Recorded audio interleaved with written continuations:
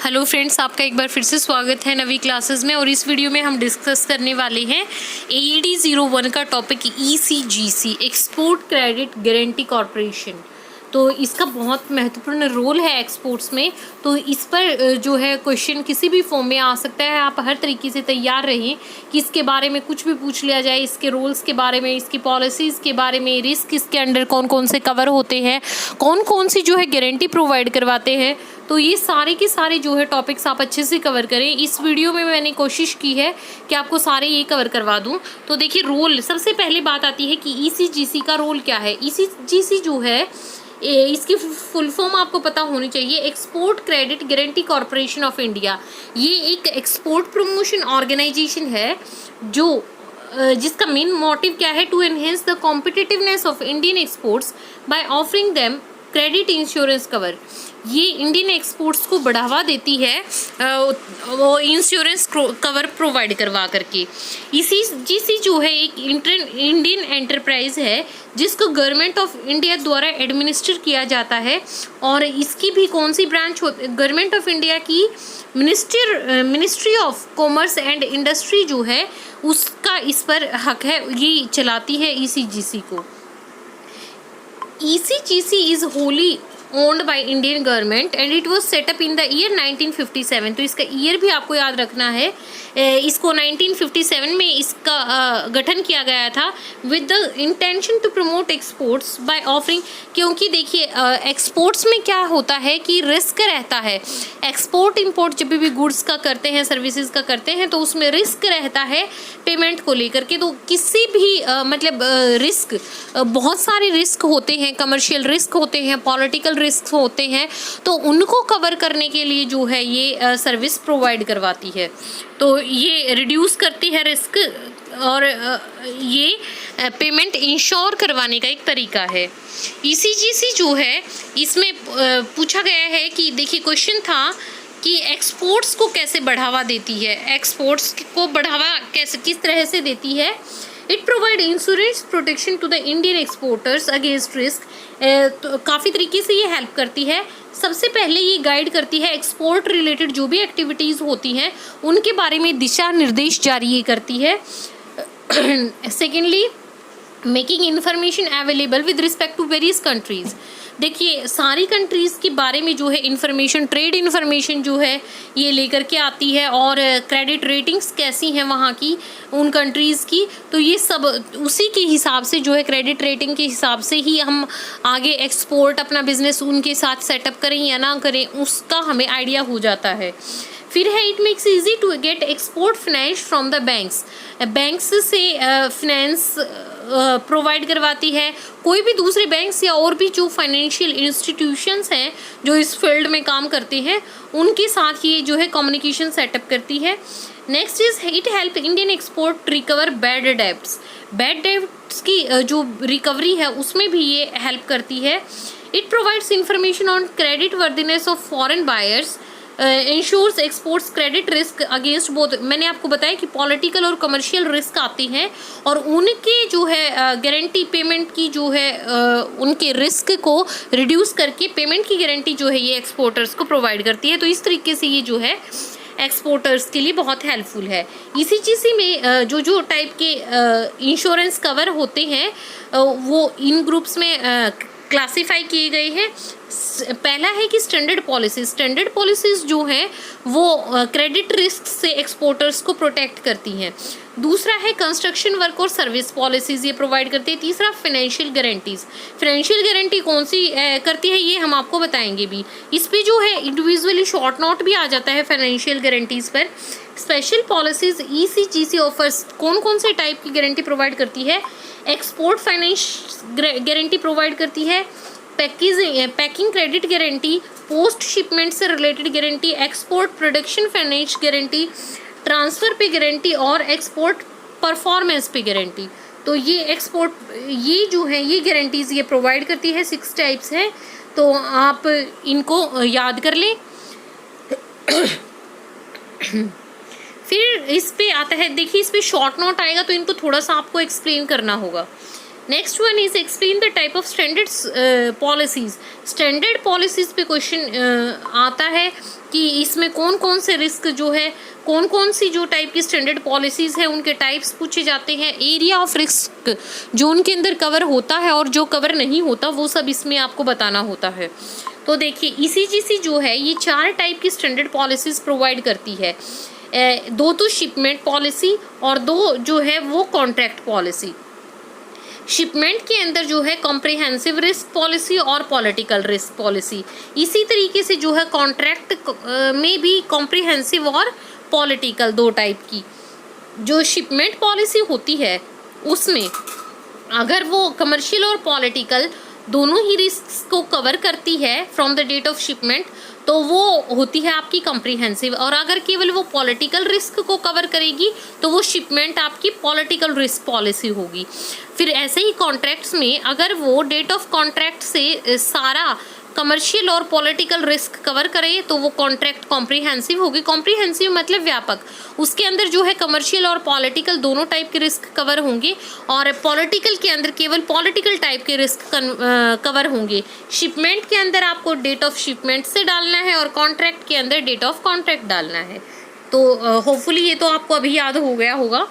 Next is risk जो है risk covered under standard policies. तो इसके अंदर 2 टाइप की कैटेगरीज हैं, 2 टाइप के रिस्क होते हैं कवर। एक तो कमर्शियल रिस्क कवर होते हैं और एक होते हैं आपके पॉलिटिकल रिस्क।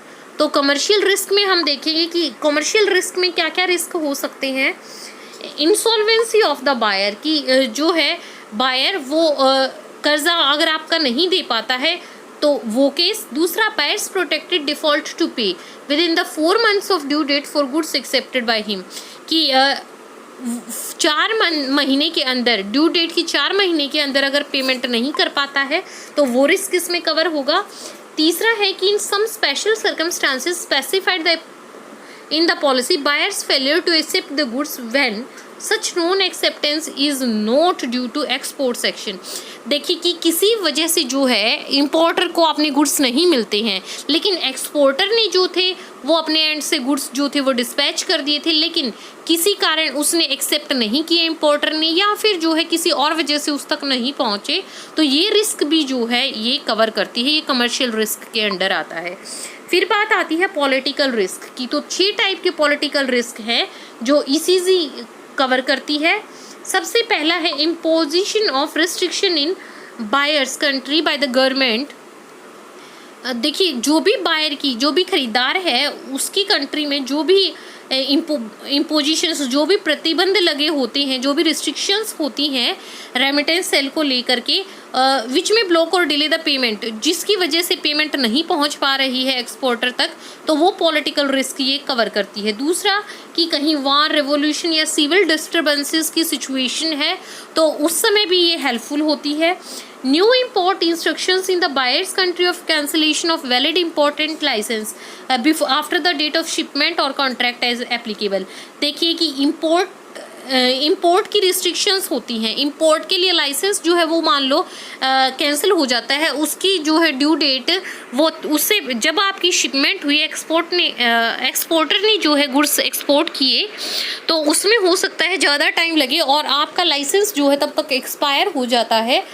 तो उस केस में ये है रिजॉल्व करती है मैटर को, यानी कि ये वाला भी एक पॉलिटिकल रिस्क है। Next is cancellation of valid licence और imposition of new licensing after the date of contract. देखो जो भी कॉन्ट्रैक्ट पॉलिसी में एप्लीकेबल होगा उसके हिसाब से जो है अगर न्यू लाइसेंस के लिए अप्लाई करना है, इम्पोज करना है न्यू लाइसेंस या कैंसिल हो जाता है आपका जो पुराना वैलिड एक्सपोर्ट लाइसेंस था, तो उस केस में भी ये इंपोर्टर एक्सपोर्टर दोनों के लिए हेल्पफुल होगी पॉलिटिकल रिस्क को कवर करने के लिए। Next is payment of additional transportation and insurance charges occasion by interruption और diversion of voyage which can not be covered from the buyer. देखो कि कोई भी अगर ट्रांसपोर्टेशन में एक्सपोर्टर जो है जब आपके गुड्स एक्सपोर्ट हुए हैं और इंपोर्टर तक पहुंचने के लिए जो कुछ तो आपके फिक्स चार्जेस होते हैं ट्रांसपोर्टेशन के, और कुछ चार्जेस ऐसे हैं जो एडिशनल चार्जेस हैं। तो क्या करेगा इंपोर्टर, तो मना कर देगा कि मैं ये चार्जेस बियर नहीं कर सकता, ये हिडन चार्जेस आप कह सकते हैं। तो ऐसे केस में क्या होगा, ईसीजीसी जो पॉलिसी है आपकी वो कवर करती है कुछ भी एडिशनल चार्जेस अगर ऐसे लगते हैं तो। Next is any loss that has occurred in the buyer country which is not covered under, general insurance के अंडर जो कवर नहीं होता है और ऐसा कुछ नुकसान हो जाता है तो भी ये उसकी भरपाई करती है। In case where the buyers happen to be foreign government और the government department and it refuses to pay, the default will fall under the category of political risk। देखिए ये पॉइंट आप ध्यान से पढ़ें, इम्पॉर्टेंट पॉइंट है कि ऐसा केस जहाँ पर बायर जो है वो किसी फॉरेन गवर्नमेंट से बिलोंग करता है, आप बाहर एक्सपोर्ट कर रहे हैं सामान और वो मना कर दे पेमेंट के लिए, तो ये भी जो है आपका पॉलिटिकल रिस्क की कैटेगरी में आता है और ये भी कवर होता है। अब बात करते हैं कि कौन कौन से रिस्क, ये भी इम्पॉर्टेंट क्वेश्चन है। ये तो हमने अभी बताया कि हम कौन से कमर्शियल और पॉलिटिकल रिस्क कवर हो सकते हैं ईसीजीसी के अंडर। तो अब इसमें बताएंगे कि कौन कौन से रिस्क जो हैं नहीं कवर होते। तो इसके अंदर जो है कुछ स्टैंडर्ड पॉलिसीज़ हैं which do not cover losses due to the following risk. इनकी वजह से अगर कुछ नुकसान होगा तो वो जो है ईसीजीसी के अंडर नहीं आता है। First one is commercial dispute including the quality dispute raised by the buyer unless the exporter obtains a decree from a competent court in the importer's country in his favor। कि देखो अगर आपने goods receive किए हैं, आपको quantity तो receive हुई है जितनी आपने मेंशन की थी, लेकिन आपको क्वालिटी डिस्प्यूट है, क्वालिटी आपको अच्छी नहीं लगी और आप जो है कोर्ट में उसके अगेंस्ट जो है एप्लीकेशन डाल देते हैं। और जब तक जो है आपके वो कॉम्पिटिटिव जो है एक्सपोर्टर जो है वो भी अपनी कंट्री में अपने फेवर में केस लड़ेगा, तो जब तक आपके फेवर में केस नहीं आता है तो मतलब कि पूरा मौका उसको भी दिया जाएगा अपने फेवर में बोलने के लिए।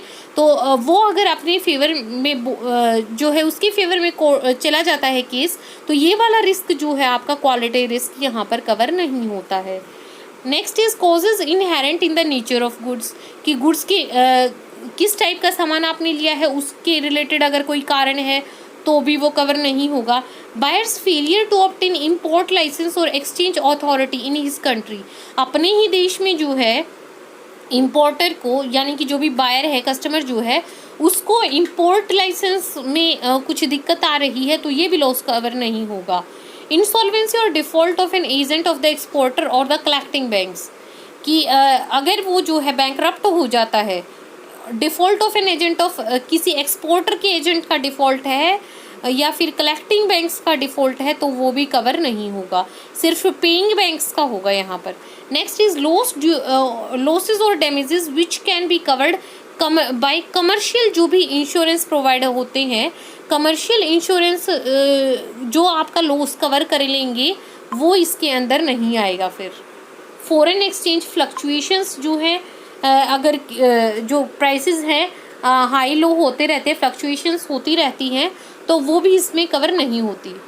ECGC does not cover those risk that are covered by commercial, जो भी इंश्योरर्स हैं वो कवर करेंगे, तो ये रिस्क वो पॉलिसीज़ तो ईसीजीसी उन रिस्क को कवर नहीं करेगी जो आपकी जनरली जो है कमर्शियल इंश्योरर कवर करते हैं। Exporter can take comprehensive policy, या तो ये है कि वो पूरी व्यापक ऐसी पॉलिसी ले जिसमें कमर्शियल और पॉलिटिकल दोनों टाइप के रिस्क जो है कवर होते हों। If the exporter wants he can take only policy, और अगर वो चाहे तो अपनी रिक्वायरमेंट्स के हिसाब से सिर्फ पॉलिटिकल रिस्क कवर ले सकता है।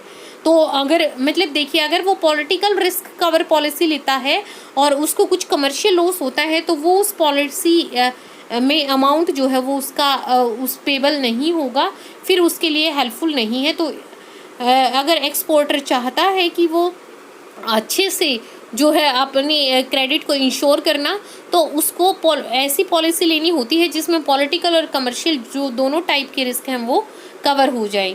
It is important to note that ECGC does not issue the policy covering, केवल कमर्शियल रिस्क के लिए पॉलिसी नहीं है, या तो कमर्शियल और पॉलिटिकल, दोनों रिस्क के लिए पॉलिसी होती है या फिर अकेले पॉलिटिकल के लिए होती है, तो ये पॉइंट ध्यान रखें। If the goods are seized by the, देखिए अगर कस्टम डिपार्टमेंट जो है, कस्टम ने स्मगलिंग के चार्जेस पर आपके जो गुड्स थे वो सीज कर लिए गए हैं, तो इंश्योरेंस कवर के अंडर वो नहीं आएगा। नेक्स्ट क्वेश्चन है जो वेरी इंपॉर्टेंट क्वेश्चन है, बेसिक प्रिंसिपल्स ECGC के।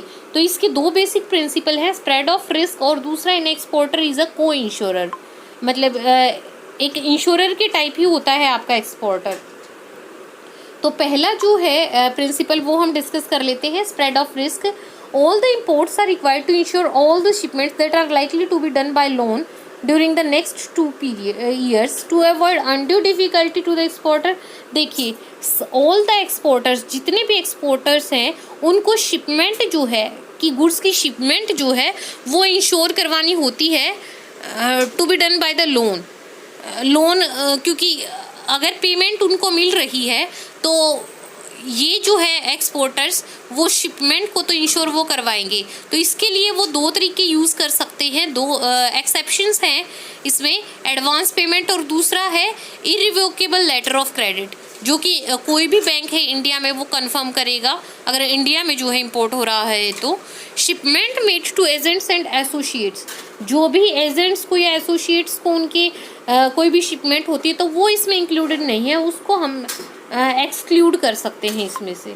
सेकेंडली है एक्सपोर्टर इज़ अ को इंश्योरर, कि जो ECGC है आपकी, it reimburses losses suffered by an exporter who has obtained policy maximum up to 90% of losses जो है वो बियर कर लेती है, चाहे आपके पॉलिटिकल इशू की वजह से हुए हों या कमर्शियल की वजह से।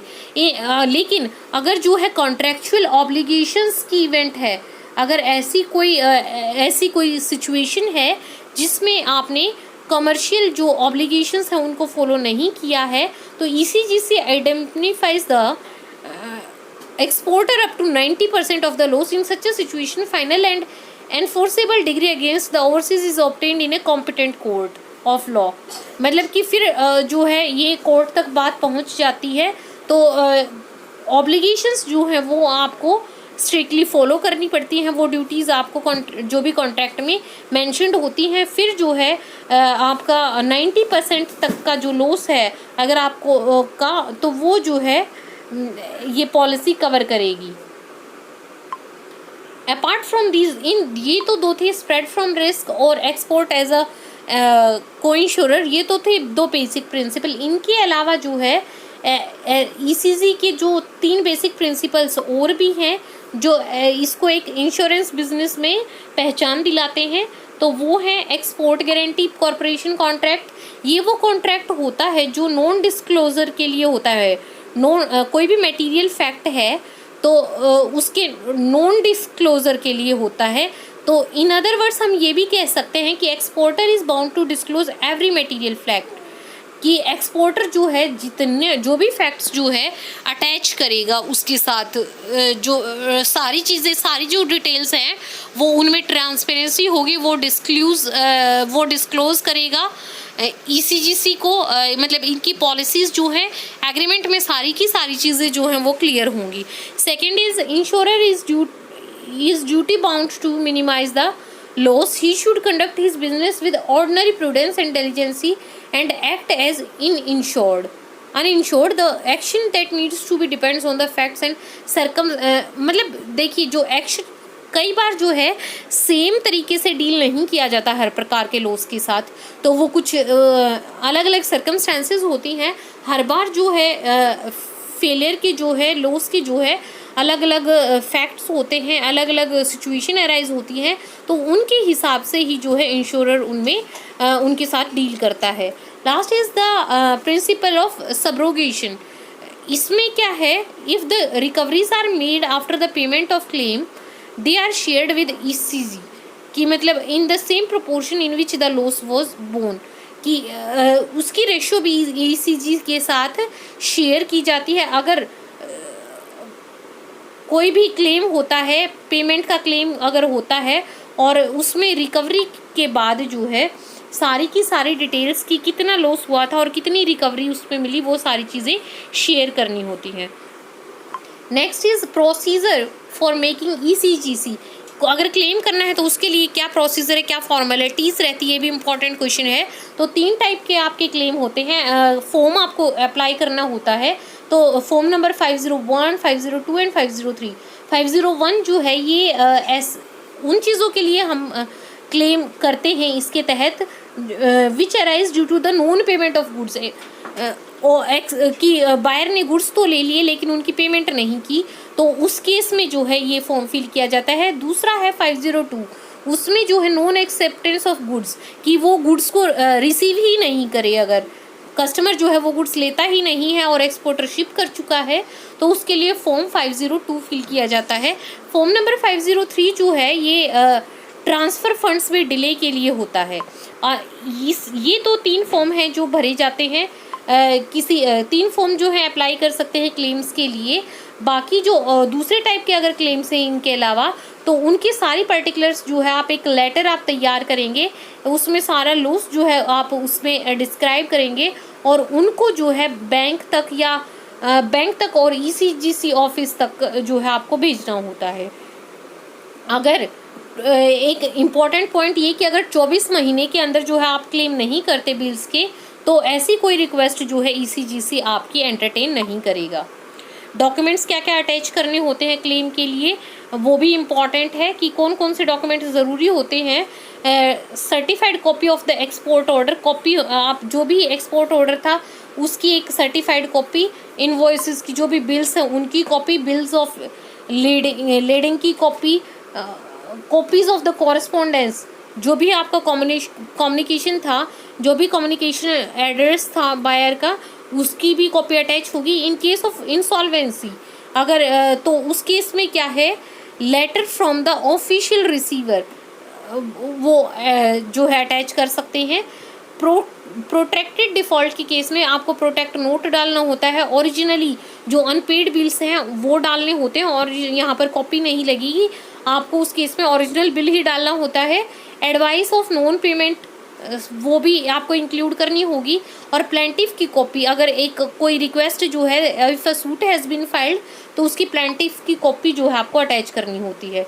इन case of transfer delays certified copy payment advice received from the collecting bankers indicate the date, इसमें जो है जिस डेट पर बायर ने पेमेंट की है ना उसकी फिर कॉपी लगेगी।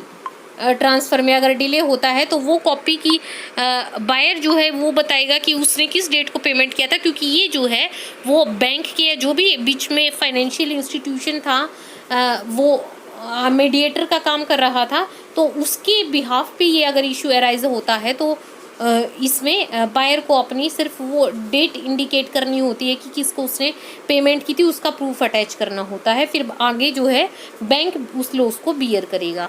तो ये इंपॉर्टेंट पॉइंट्स थे जो ईसीजीसी पर मैं आपके साथ शेयर करना चाहती थी।